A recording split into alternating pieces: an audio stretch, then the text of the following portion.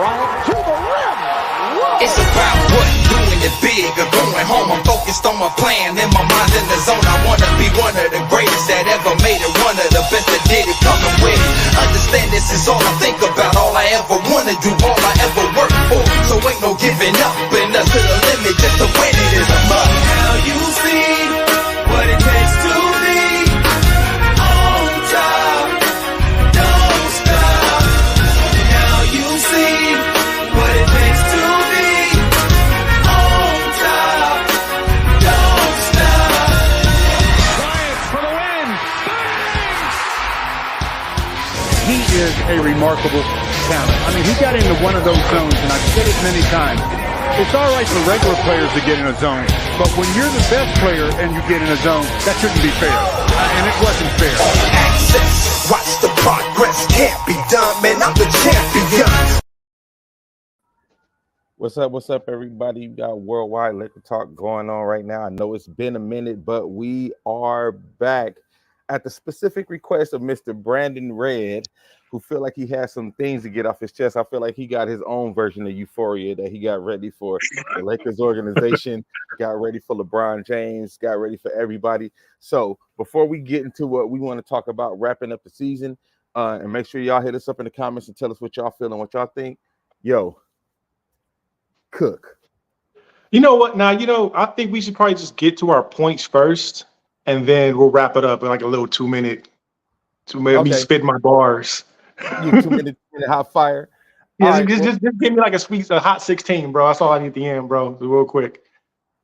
Neeson said basketball is over till September. That's how I feel. Go Dodgers.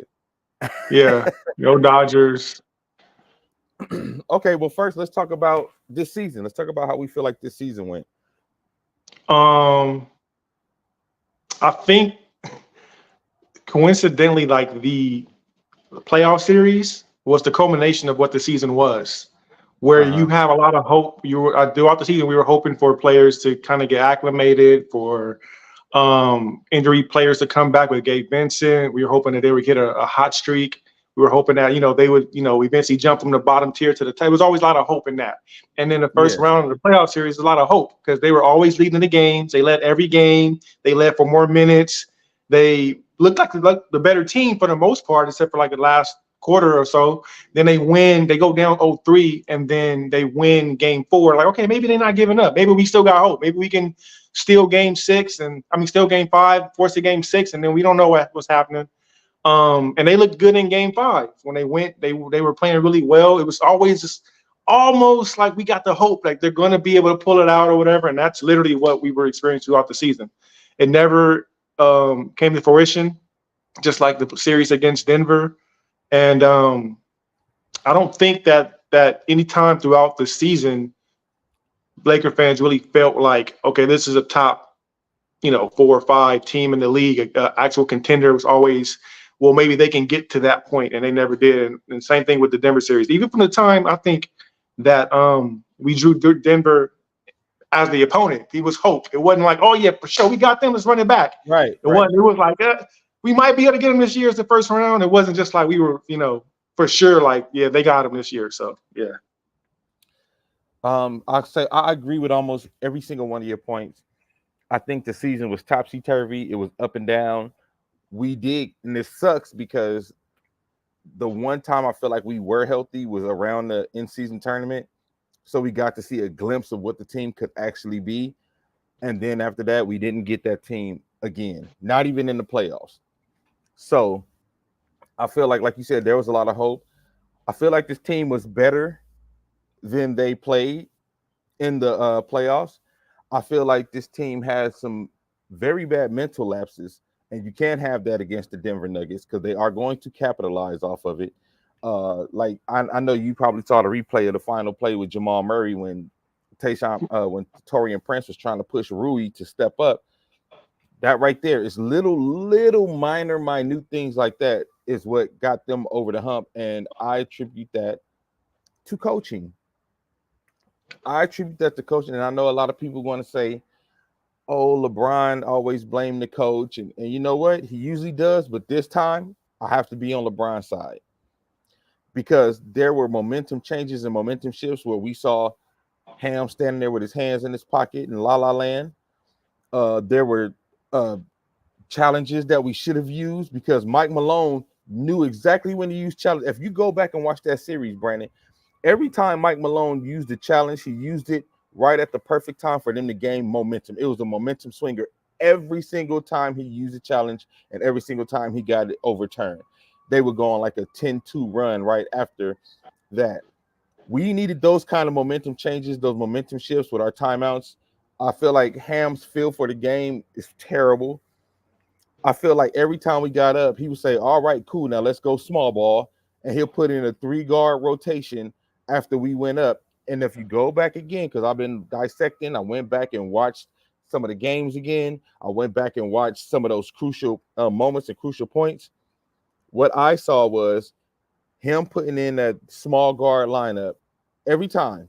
Like, you want to know how we lost the lead? Every time he puts in that small guard lineup, keeps LeBron or AD off the floor for too long, let them catch up. Then he calls a timeout. Like, we're up 12. He don't call a timeout till we're down 3.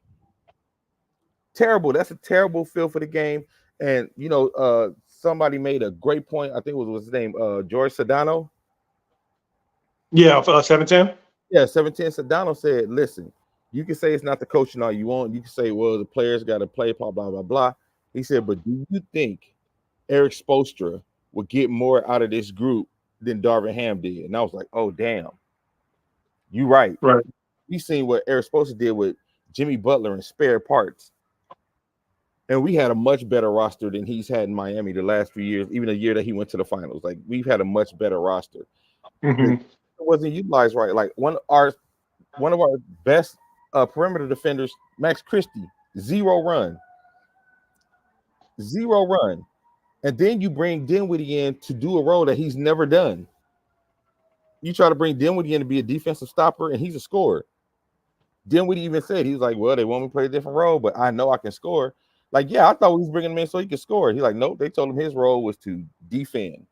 That's not, like, you are not utilizing our pieces in the right way, the right manner.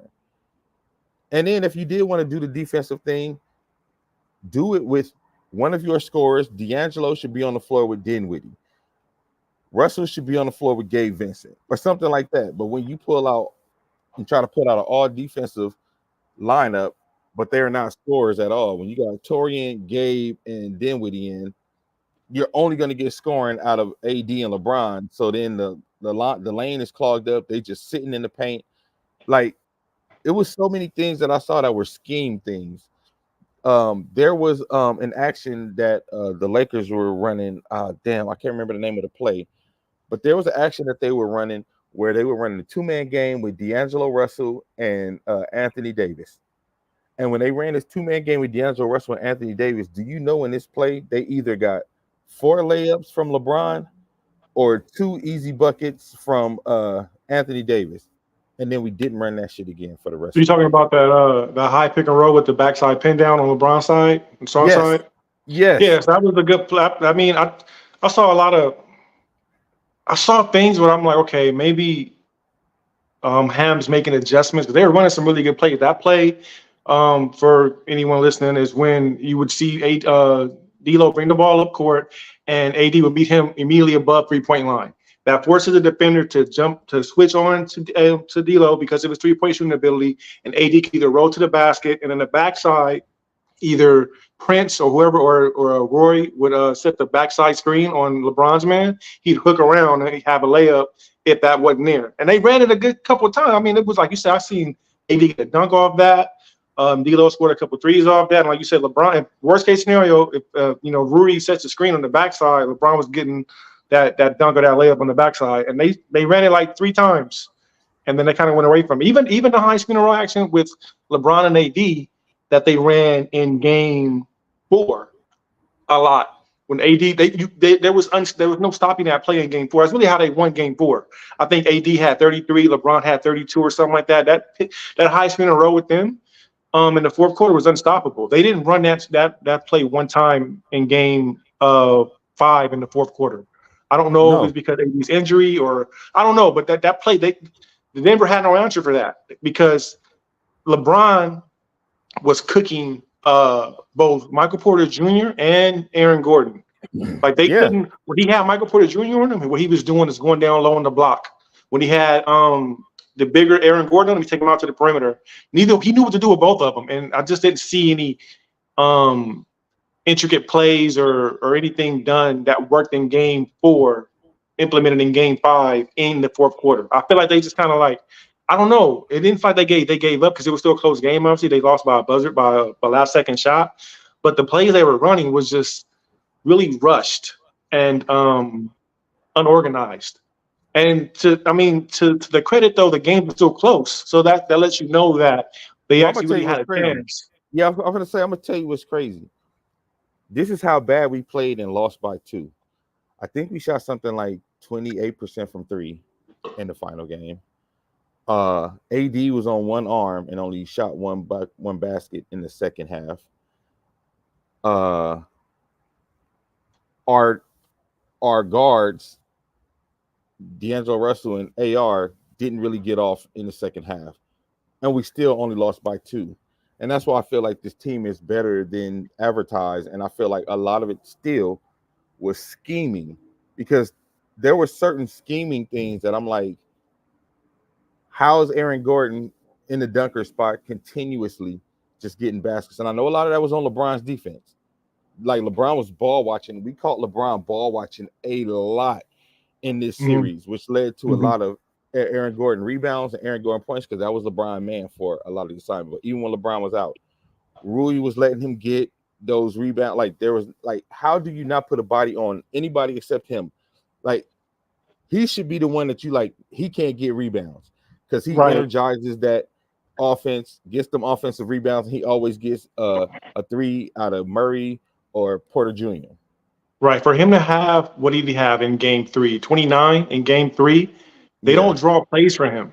Those are all rebounds and fast breaks. They don't. Michael Malone does not draw a play for Aaron Gordon to score. Right. So for him to have 29, bro, that's all you said. That's all. The defender let him get backside, get easy layups and dunks and rebounds. That's literally how he scored 30 points, which is crazy. Yeah. He probably won't have another 30-point game for the rest of the playoffs, bro. No, he's not. So now that brings us to our next point. Ham sandwich. So hamburger. Remember that? That dude? Yeah. Hey, they don't have comedians like that no more. They just have a catchphrase. Ducky. They don't have those kind of comedians no more. Anyway, so we talk about ham sandwich, man. Listen, I think Ham has been a little deceptive in his coaching, right? Sometimes he looks like a genius, and sometimes he looks like one of the Three Stooges. There's like no in between. Like, I really don't get it. But I think Ham is a good motivator, I guess, a good speaker, get light the fire under the guys, but I don't know about his X's and O's. I think Ham needed a couple of head coaches who have been head coaches before on his staff, because he has no head coaches, no former head coaches on his staff. Watching the last game, we see that Denver's making a run. Ham is all the way by the scorer's table standing there, and Phil Handy jumps up like, nigga, call a timeout. Like, Phil Handy jumped up, was like, time, and then he's like, oh, and I was like, that to me is indicative of Ham as a coach. Right. At crucial moments, he just missing in action. You know what I mean? Oh, what up? At crucial moments, he's just like he spaces. And I feel like he did that a lot in the playoffs, but he even did that a lot in our regular season. When you see where, like I said, when you have a momentum shift, and if we at home be like, hey, bro, we need the timeout. How we at home know we need a timeout and you don't? And I know he doesn't have a good feel for that at all. The timeouts were diabolical. Like, somebody like, what is he saving them for? Like he's saving them for. They said they saving them for a season in Europe next year. Right? Didn't he end game 2 in Denver with timeouts in his pocket, or no? Was it? I know it was one of the games he ended with some like they had. He ended with 2 challenges and 2 timeouts in game 2, right? And there were two plays we should have challenged. Because there was one where Jamal Murray tripped over nothing. Nobody was near him. These were 2 crucial fouls in the fourth quarter, and he didn't challenge either one of them. Right. Quincy said he had no adjustments for adjustments. That was the other thing. We would be leading in the first half, and then of course Denver would adjust at halftime, and he would not make any adjustments to what they adjusted to, and then they would just start killing us. Because the crazy thing is, Joker didn't really have a great series against us. He wasn't, you know what I'm saying? He wasn't all world like he was last season. Like last season, I felt like he was all world, wasn't missing nothing. I feel like this season he came with a little more human, and I feel like AD's performance canceled him out a little bit. And you know what, y'all got to stop the AD disrespect, man. Y'all really got to stop the AD disrespect. He had a phenomenal season. He had a phenomenal playoffs. AD played out of his mind, and y'all still disrespecting this man like he wasn't one of the main reasons we was winning a lot of games this season. Right. Not just offensively, but defensively. He was having 15 rebound, 4 block games like it was nothing. Yeah. And there's not a lot of people in the league doing what he was doing this year on both ends of the floor. Because you could say, oh, Joker's not going to do what he did defensively, though, and still do what he did offensively. And if y'all watch, again, back to coaching, every time they had action for AD going at Joker, Joker was winded. He was tired. Joker was not as good on the offensive end when he had to defend. Soon as we start going away from AD, he gets his energy back, and Joker's back in the game. Again, to me, these are all things coaching where you like, there was one game where they said they didn't get AD the ball because people are like, well, AD, he should get the ball because he's it's shit that people say, man. AD, if you're a great player, you just don't get the ball. He's a center. He don't control how the ball gets to him. He don't bring the ball up. So there was one game, I don't know, Quincy might know, there was one game where he didn't touch the ball for like 8 minutes in the fourth quarter. Like they never even went in. Like it's stuff like that. If you're a coach, you call a timeout. Let's run it through AD because AD is killing Joker. And then when we make Joker play defense, Joker's having problems on the offensive end, running the offense. Like he's winded, he's tired, he's missing shots. He's missing chippies at the basket, even though Gordon would get a rebound, but he's missing layups that he don't ever miss. You know what I mean? Like, right. Yeah, that was game 2 you're referring to when they got up by as much as 20 in that game. And then AD, I don't think he had maybe he had 2 points or 0 points in the fourth quarter, but that 8-minute stretch of not touching the ball was in game 2 in the fourth quarter. And that's when I text you, bro. We were texting her DMing where I'm like, bro, like we don't have that point guard or even player that's just like, hey, AD ain't got the ball in a minute. Like we got to get him the rock. Like fuck LeBron, fuck what you going through. Like he needed to set up a play. Fuck what Rondo like over Mr. here. Rondo. Exactly, a Rondo player. Rondo like, hey, knew right now. Yeah, Rondo knew we're not going down the court 4 times. He said if we go down the court more than 3 times and AD ain't touch the ball, that's a problem. Right. And that should be the mindset every time. Exactly. And then again, coaching. Ham, we running good offense. Ham starts letting LeBron get into his top of the key, we don't need you to say top of the key, try to orchestrate. And I will say this, because I've been a heavy critic on LeBron his whole career. This season and this playoffs, I have seen LeBron take over. I've seen LeBron go downhill. I've seen LeBron have some great fourth quarter moments this series where I was like, oh, okay, I can't complain the way I usually complain about him. And I know Marcus Robinson, boss. No, he was still upset about LeBron. Well, he made a post in Lakers War Room, shout out to Boss, where he said, who gonna be the scapegoat this season? Is it Ham? Is it D'Lo? Is it Rui? And I said, I can't go with you on that this season. I said, whatever happens this season, you can't say LeBron making nobody else a scapegoat because LeBron had a great season. He had a great playoffs. AD had a great season. He had a great playoffs. I said, so it's more of a blame pie than a scapegoat. I said, some blame should go to Rob Pelinka for not getting a real second big man to play with AD. Some blame should go to Ham for all the reasons we said, and also not letting Jackson Hayes run center throughout the season with AD. So when we get into the playoffs, him and AD can run center in the 4, because imagine if AD had Aaron Gordon or MJP on him through the whole series. Right. Again, scheming things, because that's how we won the last time we played Denver. We had 2 bigs out there, and we had somebody who was literally just there to bother Jokic on defense. Bother Jokic and get rebounds. That should have been what they've been priming Jackson Hayes for the whole season. Get rebounds and defend. And he did not do that. And then he kept, so Rob Pelinka not wanting to pay nobody over 30 after that first championship, big mistake. We should have kept Rondo for a couple more years. We should have kept Dwight. There are some players that we should have kept. Of course, you always tweak and tool the roster after every year, but there were some championship pieces that won the championship that you should have kept. You just let too many championship pieces go. So I don't think this year you can try to say like LeBron is actually the reason we lost, and then the fall guy is going on somebody else, because I don't believe that. Do you believe that this season? There's a fall guy, not at all. You said I agree with you. Everything you said pretty much as far as it being a blame pie is more of a collective this season. I'm always, and I think it's either you or Quincy that always agree with me on. I blame the star players. They're gonna get the brunt of the blame for me. But for this season, I mean, I don't think there was anything that I can ask more of LeBron or AD. I think AD played 76 games. LeBron played like 74, 72 or something like that. They weren't like really doing the whole rest in between. I know LeBron's damn near 40. He really wasn't resting games. He sat out a couple back-to-backs after the All-Star game. And was playing 40 minutes, a lot of games. Yeah. So, I mean, I'm typically more of like, oh, LeBron, but they really played well and against Denver. Our stars did what they were supposed to do. Like you said, they really played well.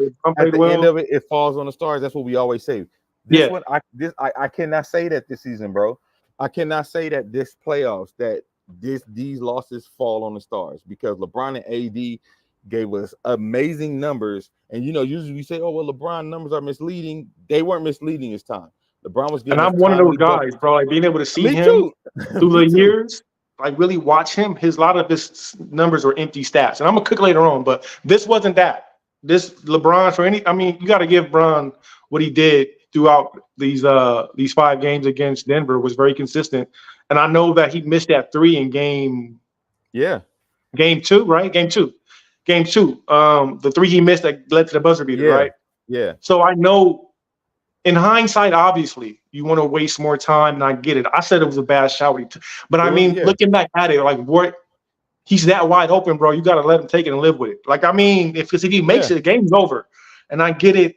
In hindsight, you can always say, yeah, we have 14 seconds left on the shot clock. It's a good point. But I mean, literally, like, you weren't going to get a better shot than that shot at that time. He just didn't make it. If he makes it, and I wasn't like you said, he didn't make, but he had been making them.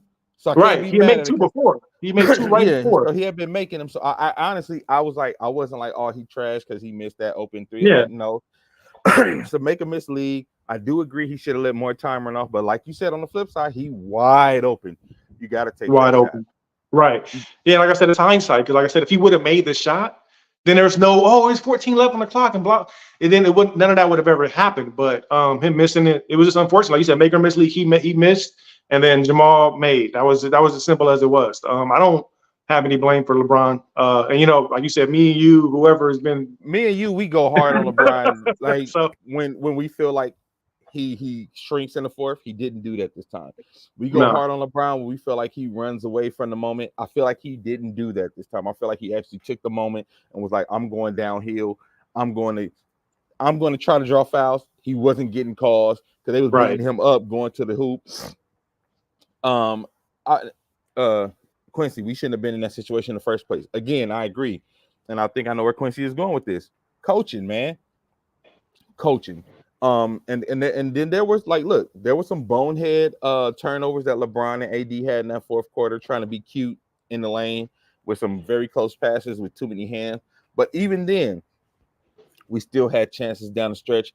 Even this last game, bro, as bad as we played, to me, where we lost the game, fourth quarter against Denver, you cannot miss 6 free throws in the fourth quarter.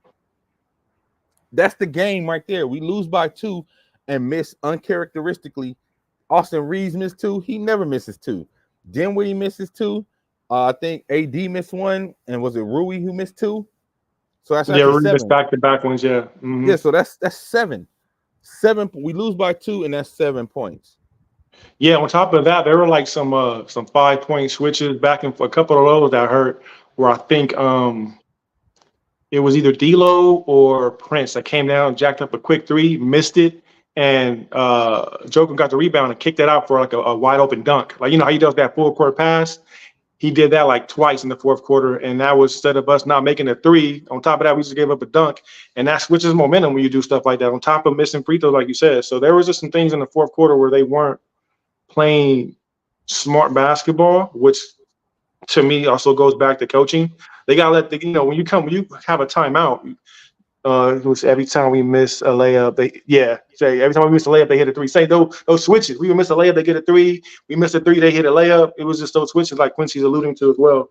And I don't know what Ham is saying in the timeout huddles, like letting them know, like, hey, bro, run the offense. We've been here before. We've given up leads, and it just kept happening. I don't understand how, like how Quincy said, you don't make adjustments to the adjustment, knowing that you've given up double-digit leads every game this far. LeBron not boxing out in the fourth hurt. That's what I said. I said LeBron got caught ball watching, him not boxing out. And again, if you don't want LeBron in that position, bring somebody in who's literally like just box Gordon out. Rui, go in there, box and switch Rui, and then switch LeBron to the three. Like simple scheme, like that's what I'm saying. Simple scheme stuff that Ham just and I'm telling you, there were times I'm watching the game and I'm looking at the camera pass by Ham when they go on the court, and he just looked like he ain't there, bro. He just it was pissing me off, dog. Yeah. Quincy saying everything I said. See, he must have missed. Play AD at the 4. AD would have killed because Gordon wouldn't have got them rebounds. Because AD is a great rebounder, first of all, and he knows how to box out. So Jackson Hayes should have been at center, AD at 4. So he's a great rebounder, and that also means he would have been cooking even more on offense because they would have either had to have Gordon on him or they would have had to switch Jokic on him to play. So he would have been cooking either way. Scheme. Right. All these things are scheme things, and these are things I don't think you can fucking blame on LeBron. Like everybody who hates LeBron try to do.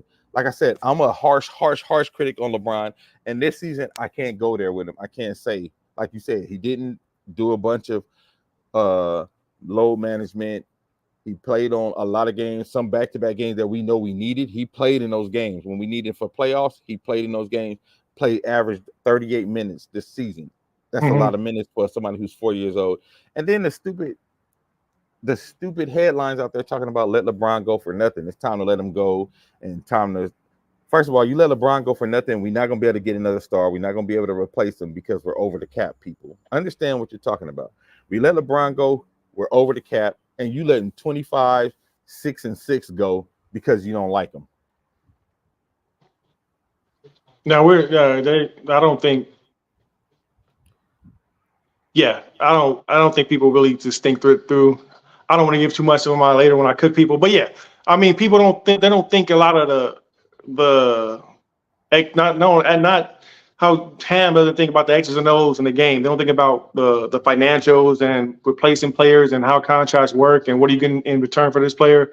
Like you said, they just want to make an emotional move and get rid of LeBron based on the experience that we've had as a whole with LeBron. You know what I'm saying? That's really what it boils down to for most Laker fans that I've spoken to. Yeah, like sure. We're touching that. We'll wrap that up. We'll conclude that at the end of the show. But yeah, you can't get rid of LeBron for nothing, bro.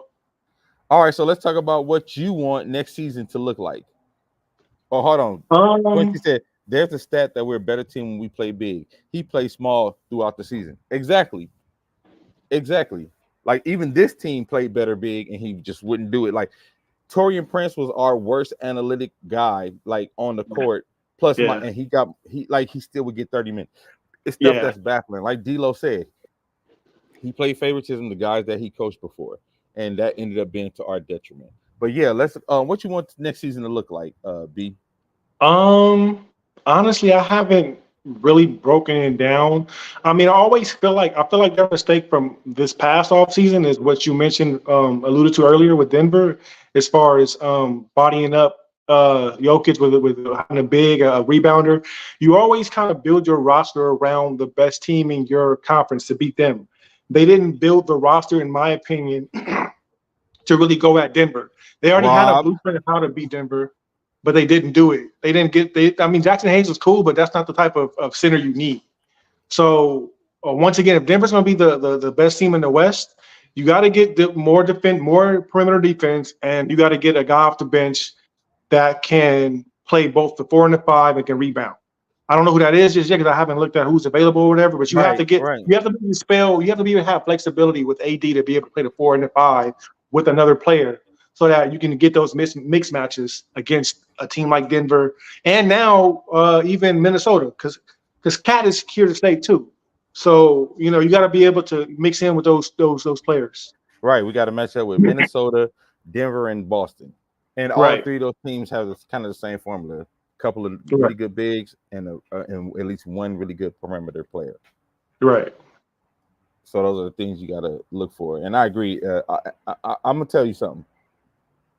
Next season, I want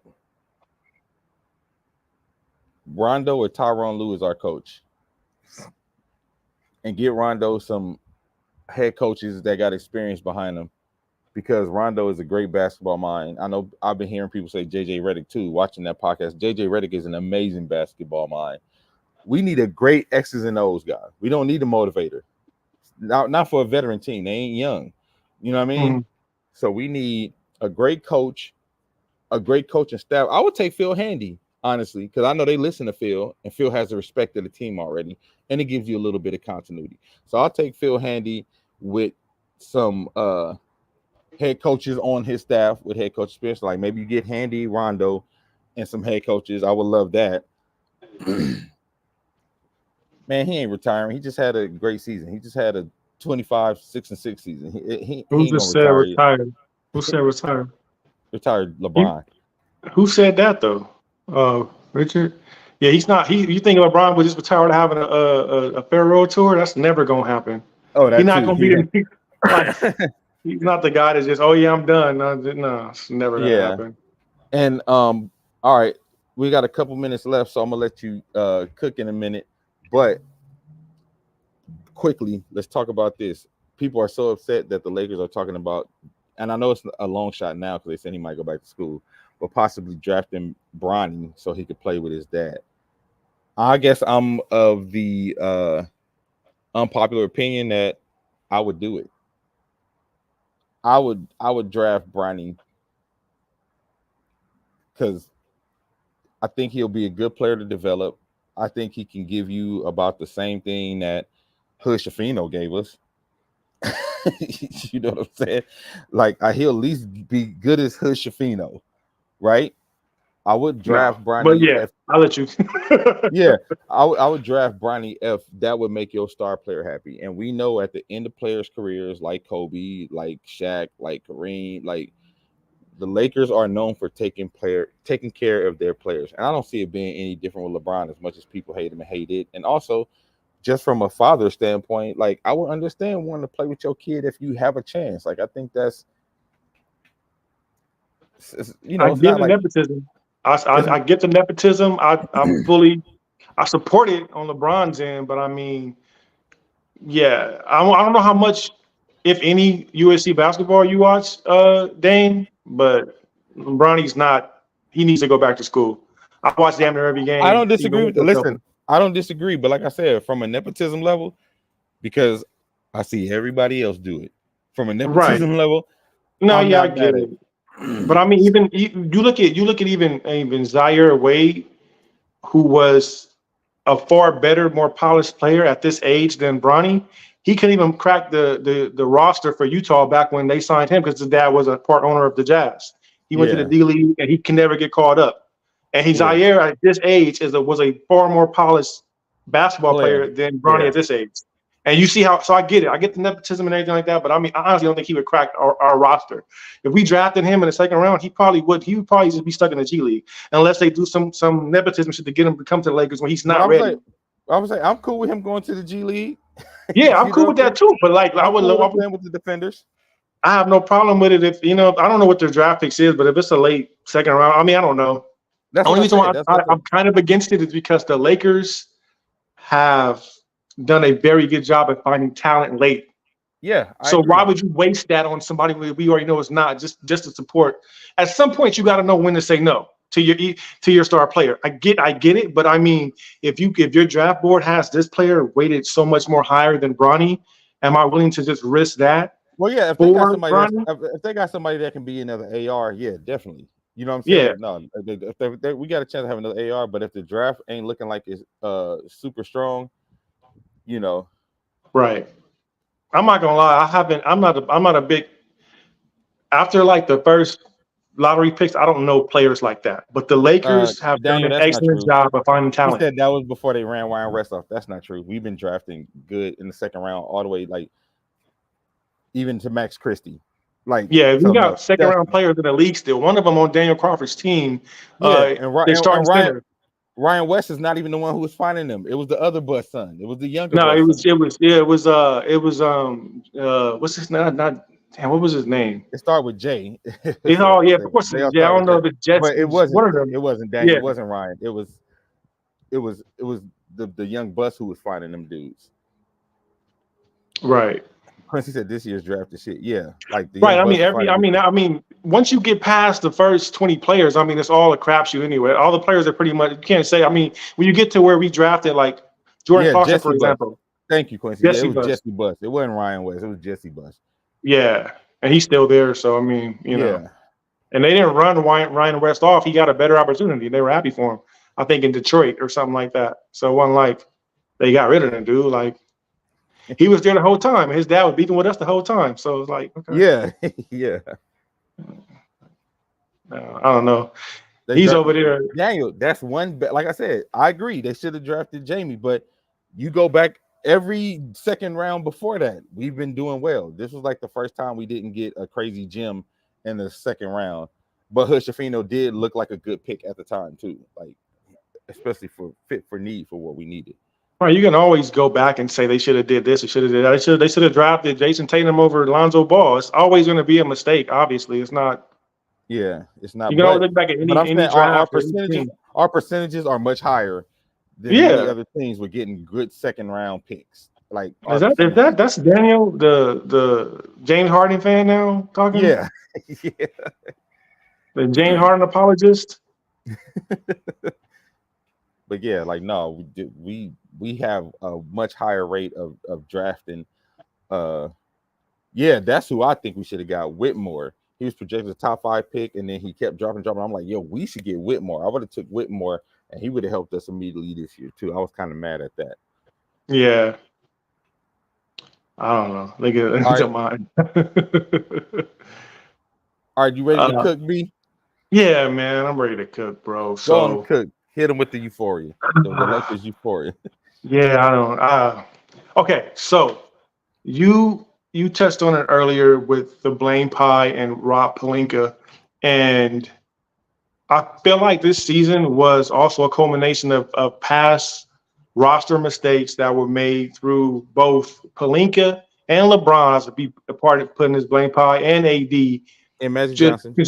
And Magic Johnson, just constructing the rosters the wrong way. Like you said earlier, that they should have not signed players over 30 after that championship run on Orlando, hurt them, and they've never recovered from it. They've never been able to have any cohesive roster where they can play defense and have chemistry together.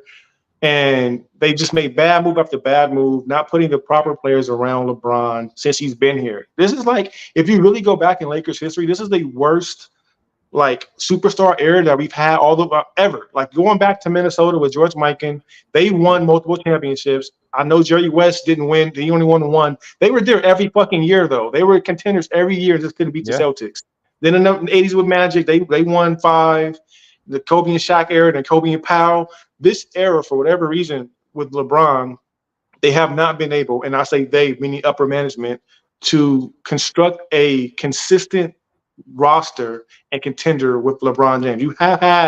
He hasn't fallen off as far as his productions. Why has it been so hard to find shooters and defenders to put around him like they had in both Cleveland and Miami?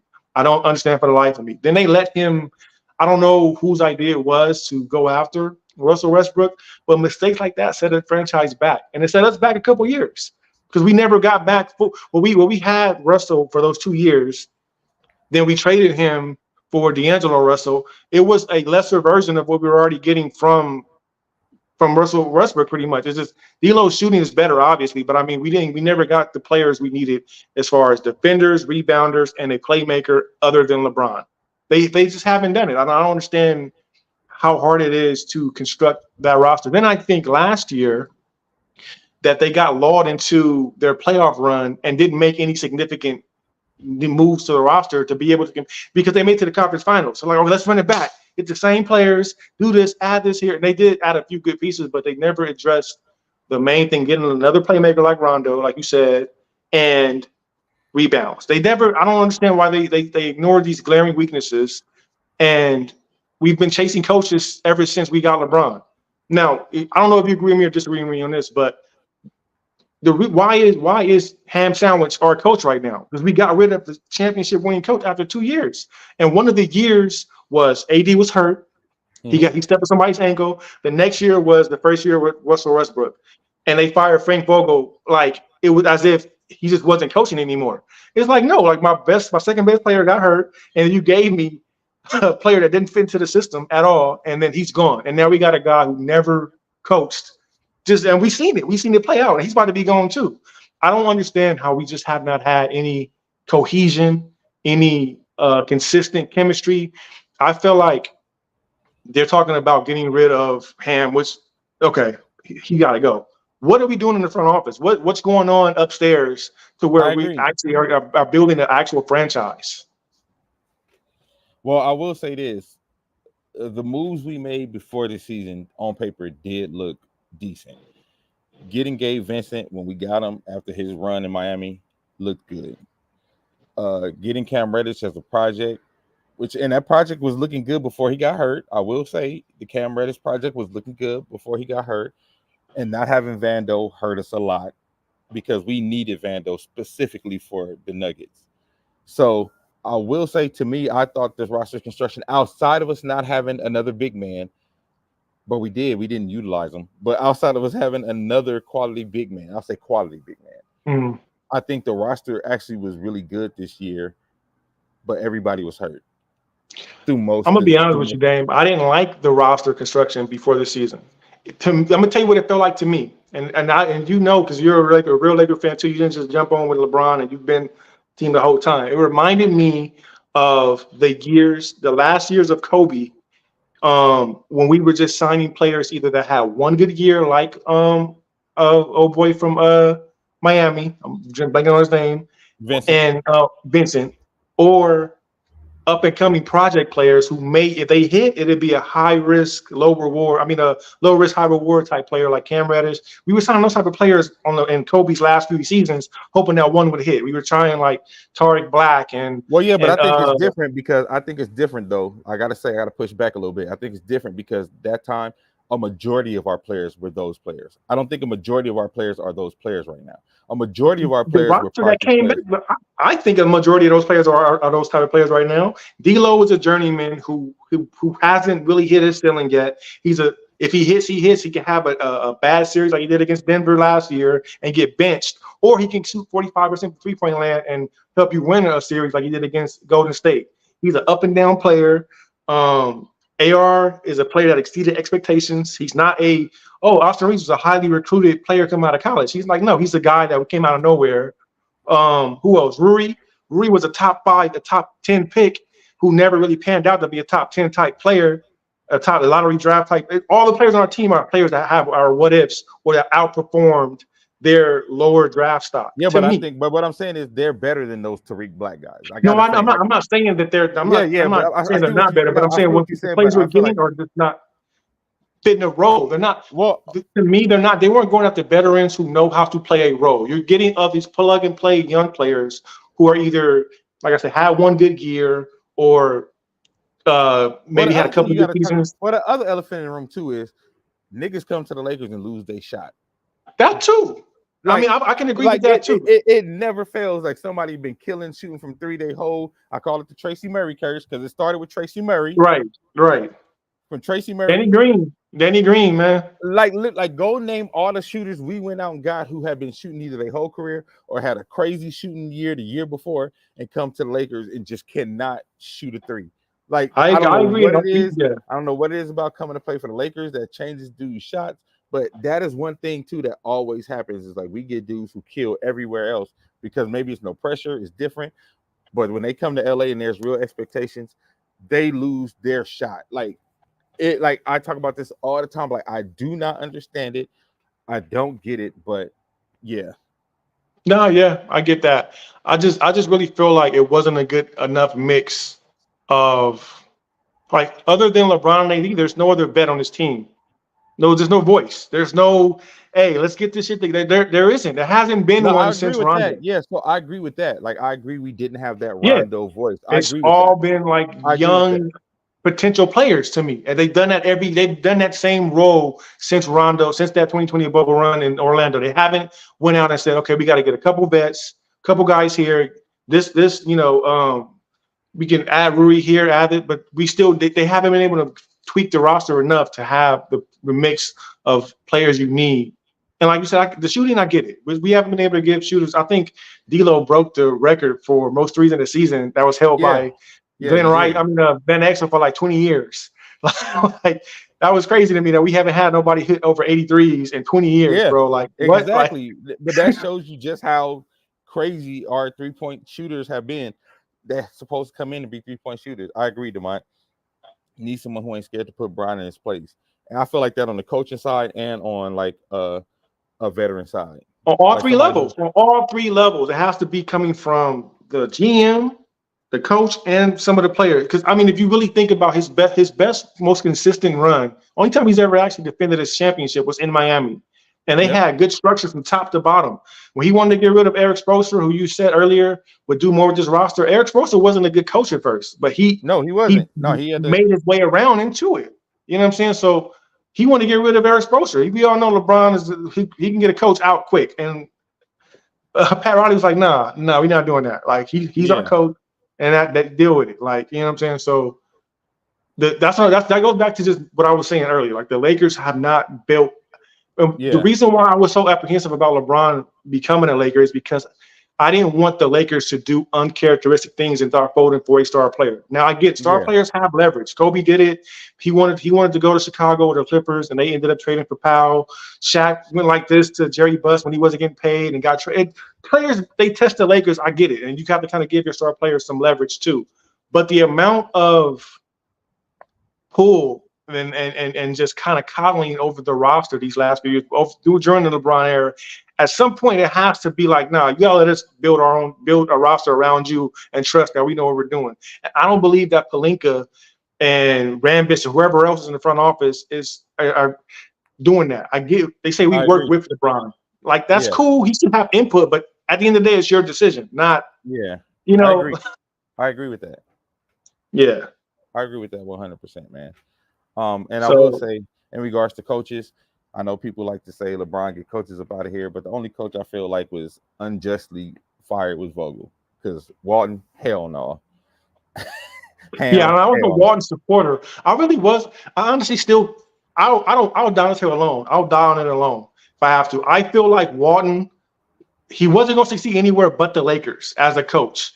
And they did not ever give him the proper roster either to be able to showcase because he's a good X's and O's guys. When he went to the Kings, some of that showed, but it wasn't a good fit. If he had a chance to coach the next year's team with that won a championship with AD and Bradley and Rondo and Dwight and McGee, you can't tell me that Luke would have done it just as good, if not a better job than Vogel. To me, hell no. I'm down to go alone. You ain't gotta. Hey, Walton has some of the worst rotations I've ever seen in basketball ever. I mean, but that roster was trash, bro. That roster was no. Even when we was like hot and we was winning, hey man, no. And I'm with you, Demont. They shouldn't have got cute with Tyronn Lue. They should have offered him that same deal they gave to Vogel. They shouldn't have got cute with Tyronn Lue. I think Tyronn Lue is the coach who ain't afraid to tell LeBron to shut the fuck up, and he's gonna get the roster that he needs. Period. Right. I do too, Antoine. I think Vogel would have did a better job with this. Because he's black. I might have to agree with that, Demont. Because like, why would you offer him 3 and then he wanted 5, and then you turn around and give Vogel 5, and Vogel had won the championship, and Tyronn Lue had won the championship. Yeah, I mean, with LeBron, so that didn't make sense. But yeah, man, like, so I'm looking forward to see what the season looks like. I hope we get a better coach than Ham this season, because like I said, we deserve better. Because as much as you don't like this roster, Brandon, damn good down to the wire. We really should have been 3-2 going into game 5. Yeah, Like, no, they should have won. They should have won. There were 2 games we should have won, and I blame both of those losses on coaching. I do. Yeah. There were 2 losses in that series that I both blame on coaches. So as much as you didn't like the roster this season, we lost 2 heartbreak games that I think mistakes before shouldn't have had us in that position. Mistakes by our coaching staff. I won't say our coach, mistakes by Ham, because also I see he's stubborn. Like when your player says we don't know what we're doing, and you say we're going to agree to disagree. You got to get the fuck up out of here. Your star player is telling you we on the court and we don't know what we're doing, because again, like there were too many times we've seen the Lakers get out schemed. Right. Well, when he said there was a guy, he didn't call him out. I'm thinking about D'Lo, or I don't know what he's talking about, but he said somebody that's not playing good for 10 games. What am I supposed to do? I'm like, nigga, you switch the rotations. Like, you bench him if he's not playing. It's not that hard. You're the coach. Nigga, like, find a rotation that works. Yeah, man. So I'm looking forward to see what next season, and y'all will come back with some more Lakers shows, because Brandon has come from out of his cocoon. I don't think he was talking about D'Lo. I think he was talking about AR, honestly, because AR got benched. Yeah, you're right. I know it wasn't D'Lo, because D'Lo had a really good, like, from February on to the rest of the season. So it had to be AR. Yeah, he was talking about AR. AR got benched. Rui. What did Rui? Rui got hurt, and then when he came back, he wasn't good, and then he benched him when he came back, and then he played. Okay. But yeah. Okay. So, I'm gonna tell you, man. All I want for this offseason is have a productive offseason. I already know all the LeBron haters are going to be mad. He's going to resign for a probably 163 3-year extension. Yeah. Whatever. I already said LeBron is here because he saw when the Lakers gave Kobe that $48 million for 2 years after Achilles tear. That's why he's here. So they're not going to not pay the man when he came, because he saw that they paid a superstar. That's just not going to happen, people. If you're a Laker fan, a real Laker fan, you know the backstories of why LeBron is here. He understands the Lakers are not going to do him dirty or lowball him on an offer for an extension, even though he's 39. They're going to pay the man what he's worth. So stop with all that. He's not going to resign. It's too much money. Stop. It's going to happen. Boss, talking to you, looking in the camera. Boss, when it happens, don't be mad. Don't make a rant. LeBron will get paid, and then we just got to build a roster around him. That's all I want. Just build a proper roster around him. Build a proper roster, yeah. That's really it. You don't got to concede to what every player that he wants. You don't got to go through him for everything. Lean on your young players that they drafted, because they drafted really well. I look at players all over. I'm like, I saw a game against when New Orleans was playing, and I'm like, damn, Thomas Bryant's still in the league? Like, Thomas Bryant, we drafted him. Like, yeah, he said, y'all not ready to move on from LeBron. It's not about if we ready to move on. It's about realistic. If we move on from LeBron right now, we have no recourse, and we're going to be a shit team for like the next 8 years, because we won't have cap room if we just don't re-sign him. We won't be able to sign and trade him. And he did have a 25, 6-6 year, and he actually had a really good year. And I ain't talking about empty numbers like we talked. You missed that, Marcus. We talked about he didn't have empty numbers. He actually had a really good season, played 70-something games, and gave us a great playoff run. So no, we have to think realistically, not with our emotions, not with because we don't like the nigga. He's one of our best players. He's still a top 10 player in the league. He's our second best player to me at this point. He's our second best player. I think we need to start building the roster around AD more, getting point guards that will give him the ball, build around AD more, and building around LeBron, and start to move away from LeBron being a centerpiece. His numbers did equate to winning. We can't, like, dog, I'm not doing this with you. His numbers, the reason we didn't win this year wasn't because of him.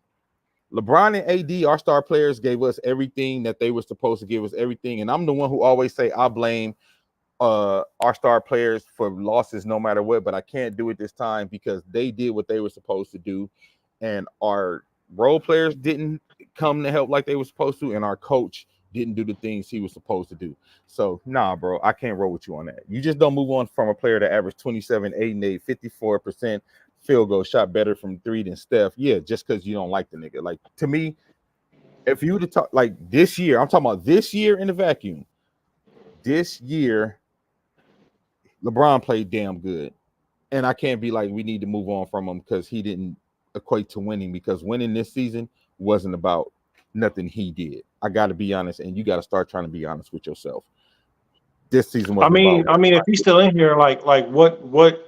And I get it. Like I'm ready for like the next era after LeBron as well, but it's not going to happen anytime soon. The next couple years maybe. But to Marcus, if you do want to move on from LeBron, what's your plan to do that? Right, exactly.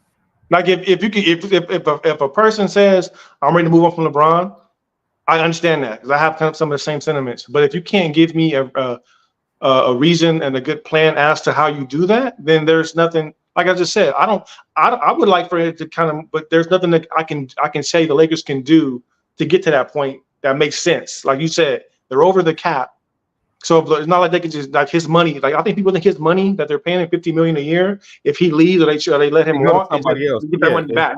It doesn't it's not work gonna- that way. So reason we do they can pay him 153 over 3 is because they're going over the cap to pay him. So you're not going to be able to trade and get any value back for him at this point. Yeah, Money. If you have a plan to be able to move him, Marcus. yeah, I would love to hear it. But like Yeah. Quincy said, LeBron was an empty stats this season. You lead the league in fourth quarter points again, because me and Brandon and Quincy have criticized the hell out of LeBron for shrinking in the fourth quarter, not taking over when we needed to, not going to the basket in the fourth quarter because he was scared of getting fouled. He didn't do those things. I can't have those criticisms of him this season. We have no cap space or picks. We just moving on to give another team our picks. Yeah, because if we let LeBron move on, then that means all our picks going to turn into lottery picks too. And they're going to get all those picks that were in those deals that were supposed to be draft protected. So again, like I said, we just to me, it got to be less about emotion and I don't like the nigga and more about what the actual situation is, the reality of it. The reality is LeBron had a good season. AD had a great season. And us losing wasn't about LeBron being trash in the playoffs or AD being trash in the playoffs. So that means there's other places that the blame needs to be placed. And those are the places that we need to focus on fixing based on the reality of our situation. Yeah, that's it. You just have to build a competitive roster around the players. And you made a very good point, and I forgot to mention earlier, it needs to be built around AD. Bron to me, this playoff run showed more of a willingness to post up. Because he was posting up MPJ a lot. If you can get him to get off the ball a little bit more, like, hey, bro, get off the ball a little bit more and get an actual point guard in there, let him play off ball these last couple of seasons. We can have some action, bro. Yeah, we can. I agree. So that's what I say. You need to bring a point guard, get the ball, and ain't scared to look LeBron off. AR ain't scared to look LeBron off, honestly. AR or D-Lo, to be honest, they scared to look LeBron off. But again, coaching, run action for that. When they ran action for D-Lo and AD, LeBron got those buckets. We said that earlier. To me, a lot of this season was based on coaching. Again, LeBron and AD averaged down 50 points in this series. You just needed 30 from everybody else, and we couldn't get it. Yeah. You know what I'm saying? Yeah. So I can't say that his numbers didn't equate to any because of him, because of empty stats. I can't say that. Like I said, his offense didn't. Now, defensively, if somebody here gets in here and says, hey, he's a defensive liability in this, because he's 40 years old. I don't know. Yeah. I mean, it is what it is. He gives us good defense in spurts, but I mean, he's not going to consistently be able to just run around and chase and box out and bumping and hit, and it's not going to happen. And I get that, but I mean, truth be told, even prime LeBron somewhat had defensive lapses as well. So you got to kind of take the good with the bad. In those senses, like I said, he's still giving you a high percentage on field goals and 3-point. He was attacking the rim. He was taking shots. I mean, it's not much criticism you can give to him other than defensive lapses and just maybe, like you said, the careless turnovers here and there. But I mean, that's going to happen. Yeah. Especially when you get the ball that much. Someone to keep our offense function at a high level. I agree, Josh. Shout out to Josh out there in the D. What's going on, my guy? But yeah, so like I said, to me, I'm just looking at the reality of the situation. Yes, I would like to move on from the LeBron era, but I don't want to move on from the LeBron era at the detriment of our team being contenders. That's the main thing, Dane. That's the main thing. And you and Quincy said this when he first came to the Lakers in 2019. He literally said to Dwayne Wade when he saw them pay Kobe, he probably was thinking back then, like, hey, I can go there and they're going to take care of me. So for you to even for a Laker fan to even think that the possibility of the Lakers not taking care of him for what he's done and paying him the extension or drafting Bronny or what, that's the whole reason why he's here. They're setting themselves up for the next Anthony Superstar. Edwards or Yep, whoever is looking at this right now. I think what's missed on people too, a lot of people don't realize that the reason Jeannie Buss has this love affair with LeBron James, y'all don't realize he won her first championship as an owner. Hers. So she's forever gonna fuck with him in a different way than everybody else because she wasn't gonna win as an owner without her dad. Her first championship as an owner and the Lakers' first championship after her father passed. Yeah.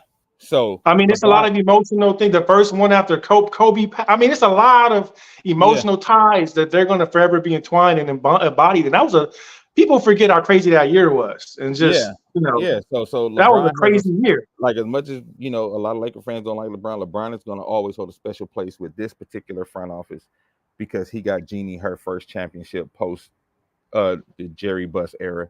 Post Kobe era and her as an owner. So I think people need to keep that in mind as well. Like I said, I'm just talking about practicality. Right. The same way how Dr. Jerry Buss had a love for Magic. Because Magic was his guy. It was his first pick, right? His first pick in the NBA draft. They won their first championship together. Even though Kareem was probably the star player, his guy was Magic. Yeah. That was his, so it's the same. No secret. Yeah, it's the same thing. Like her guy is going to be LeBron because that was the first one who got her championship as an owner when everybody said she was never going to win a championship without her dad. So right. Keep that hey, man, thank everybody for joining us, man. This is great. It's great to be back. Be Red. We're going to have to come back when preseason starts. Worldwide Laker Talk is back. Let's get it, man.